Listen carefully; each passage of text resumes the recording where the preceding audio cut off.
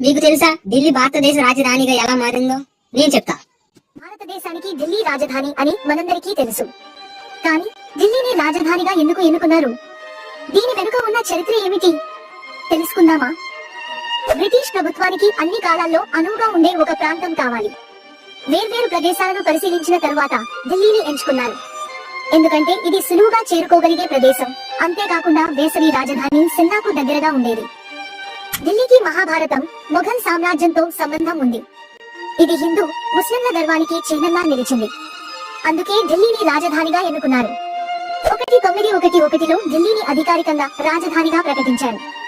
అప్పటి నుండి ఢిల్లీ భారతదేశానికి గుండె లాంటిది.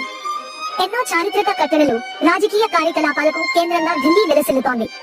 ఢిల్లీ కేవలం ఒక నగరమే కాదు, ఇది భారతదేశ చరిత్రకు సజీవ సాక్ష్యం. ఈ వీడియో మీకు నచ్చితే లైక్ చేయండి, షేర్ చేయండి.